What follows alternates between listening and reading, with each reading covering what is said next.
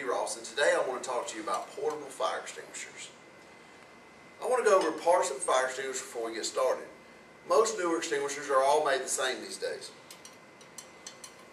Right before you use a fire extinguisher, you want to check to make sure the paint has not been scraped or dinged of any sort. Make sure it's not cracked. You want to check the gauge. The gauge has 3 spots on it. You have a under-pressurized, full, and over-pressurized. There's a little green line that tells you the exact spot where you need to be. It has a pin, it has a nozzle, and it has a handle and a squeeze mechanism. When using fire extinguishers, there's different types. You have a Class A fire extinguisher, which is anything that makes an ash.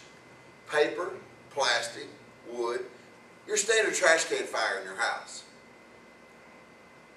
A Class B fire extinguisher is anything you can tote in a bucket.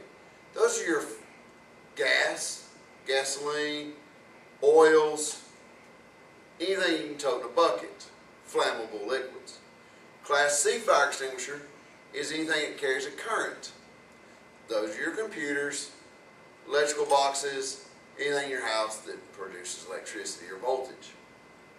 A Class D fire extinguisher is a fire extinguisher that is made for combustible metals.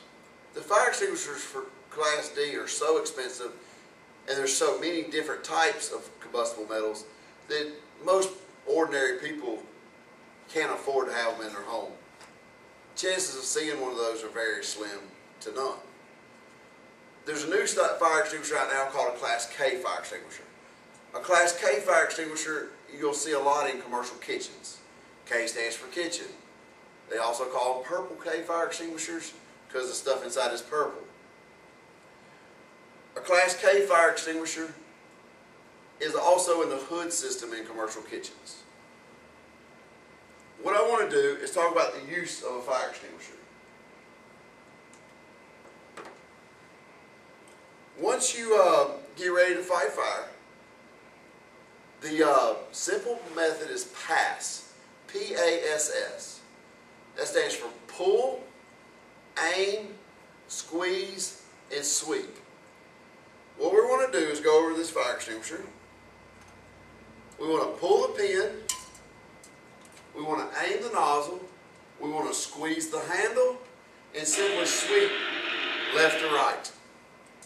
Let's go over that again because this is a very important use of a fire extinguisher. We want to pull the pin, we want to aim the nozzle, squeeze the handle, and simply sweep left to right. You want to make sure you go right over top of the fuel.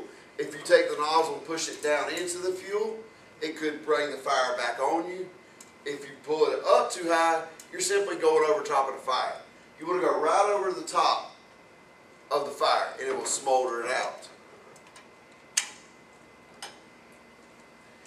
If the fire is getting too much to you, you simply need to, if it's too much for you to handle, you simply need to back away from the fire and go call 911. If you're able to extinguish the fire, you still need to back away from the fire just in case of a reignition. If you're with somebody and you start using a fire extinguisher, have them go call 911. If you're by yourself, try to extinguish the fire. If you're not successful, call 911. If you're successful, we're going to call 911. Thank you for allowing me to talk to you today about portable fire extinguishers, and maybe it may help you be successful if you have a fire. Hopefully not.